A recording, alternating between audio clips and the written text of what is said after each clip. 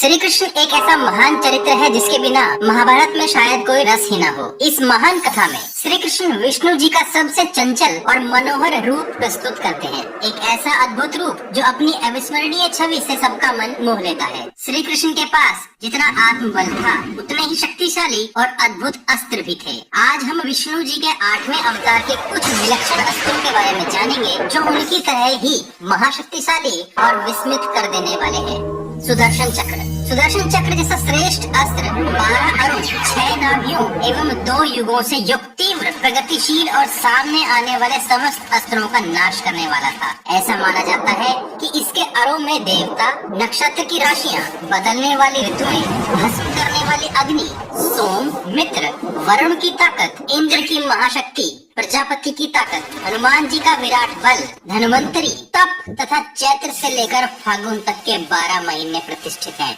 असुर श्री दामा के संहार के लिए विष्णु जी ने 1000 साल तक तप कर भगवान शिव से इसे प्राप्त किया था। विष्णु जी के बाद यह चक्र अग्निदेव के पास गया। अग्निदेव ने इसे वरुण देव को दिया। वरुण देव से यह परशुराम जी को प्राप्त हुआ। परशुराम जी से यह चक्र श्री कृष्ण को प्राप्त हुआ। परशुराम जी को इस महान अस्त्र के योग्य, जो इसकी असीमित शक्ति को अपनी बुद्धि के बल से थाम सके, कोई नहीं मिला। गोमांतक पर्वत पर परशुराम जी ने श्री कृष्ण को इसकी दीक्षा दी थी। कृष्ण ने पद्मावत राज्य के एक नगर जिसका नाम करवीर नगर था, उसके अधर्मी राजा श्रृगार पर इसका पहला प्रयोग किया था। पलक झपकने से पहले ही सुदर्शन चक्र ने उस अधर्मी राजा का सर धड़ से अलग कर दिया और वापस कृष्ण की तर्जनी उंगली पर आकर विराजमान हो गया। आश्चर्य की बात यह थी कि चक्र पर रक्त की एक बूंद भी नहीं थी। सुदर्शन चक्र इतनी तीव्र गति से घूमता था जो हवा के वेग को अपने में मिला लेता था। इतने वेग से घूमने के कारण इसमें अग्नि प्रवाह उत्पन्न हो जाता था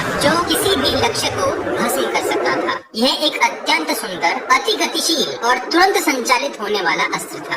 एक कथा के अनुसार सुदर्शन अस्त्र श्री कृष्ण को देवी से प्राप्त हुआ था। एक अन्य कथा के अनुसार खांडव वन में अग्निदेव ने एक चक्रनुमा अस्त्र श्री कृष्ण को दिया था और वह सुदर्शन था। इसका कोई उल्लेख नहीं मिलता। नारायण अस्त्र। नारायणास्त्र भगवान विष्णु का विशेष अस्त्र है। इसे सतयुग में नारायण जी ने खुद बनाया था। ऐसा समझा जाता है कि जब नारायण अस्त्र चलाया जाता है तब आकाश में सभी 11 रुद्र, विष्णु जी का चक्र, गदा, विध्वंसकारी त्रिशूल जैसे विनाशकारी अस्त्र भी प्रकट होते हैं ताकि इस अस्त्र को काटा न जा सके। क्योंकि सतयुग में सभी मनुष्य प्रकृति के बने नियमों का पालन करते थे और किसी निहत्थे पर या समर्पित मनुष्य पर प्रहार नहीं करते थे। अगर कोई सेना समर्पण कर देती थी तो युद्ध को समाप्त मान लिया जाता था। अगर फिर भी कोई योद्धा दुश्मन सेना का संहार करने के लिए इसका दोबारा प्रयोग करता था तो यह पूरी सेना का भी संहार कर देता था। महाभारत में अश्वत्थामा ने यह अस्त्र पांडव सेना पर प्रयोग किया था। तब श्री कृष्ण जो सर्व ज्ञाता थे उन्हें याद था कि इस अस्त्र से कैसे बचा जा सकता है। तब उन्होंने अर्जुन और समस्त पांडव सेना को तुरंत समर्पण करने को कहा।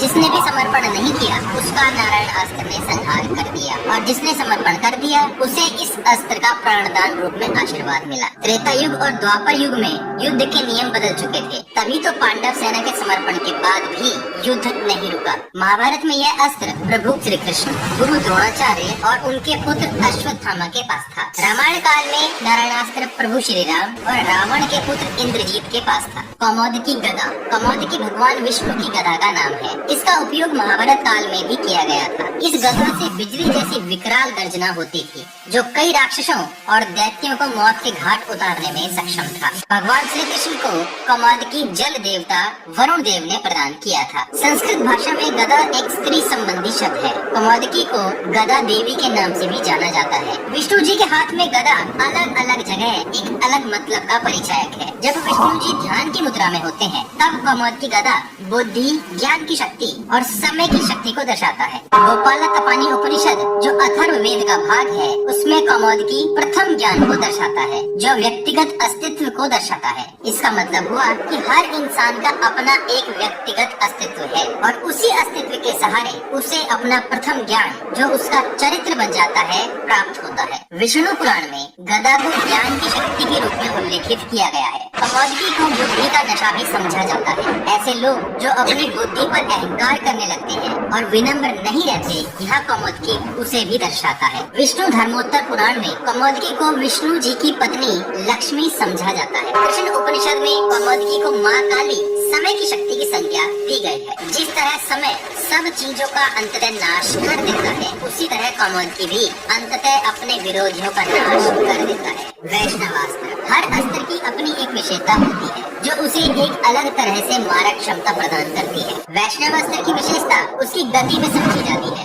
यह भी भगवान विष्णु का बनाया गया एक विशेष अस्त्र था, जिसका ज्ञान प्रभु परशुराम और श्री कृष्ण को भी था। परशुराम जी से यह ज्ञान कर्ण को प्राप्त हुआ था। विष्णु के वराह अवतार ने वैष्णव अस्त्र माता पृथ्वी, जिन्हें भूदेवी भी कहा जाता है, को प्रदान किया था। माता भूदेवी ने यह अस्त्र नरक लोक के एक असुर, जिसका नाम ही नरकासुर था, उसे प्रदान किया था। नरकासुर ने वैष्णवास्त्र अपने पुत्र भागदत्त को प्रदान किया था और भागदत्त ने ही यह अस्त्र अर्जुन पर प्रयोग किया था। यह अस्त्र शत्रु पर सीधा न चलाकर आकाश की तरफ छोड़ा जाता था, जहाँ से यह अपनी संपूर्ण गति प्राप्त करता था। आकाश में जाकर यह बिजली सी तेजी के साथ नीचे की ओर आता था और इससे पहले कि शत्रु अपना अस्त्र इसे काटने के लिए चला सके, उसका संहार कर देता था। इसकी संपूर्ण शक्ति इसकी असीमित गति में निहित थी। इससे पहले कि अर्जुन इसकी काट पहचान पाता, यह अर्जुन के पास पहुंच चुका था, परंतु श्री कृष्ण बीच में आ गए। यह अस्त्र अपने रचयिता भगवान नारायण पर कोई असर नहीं कर सकता, इसकी बस यही काट थी। प्रभु श्री कृष्ण के गले में यह फूल के हार की तरह आकर गिर गया। श्री कृष्ण का सबसे शक्तिशाली और महान अस्त्र था उनकी विराट बुद्धि,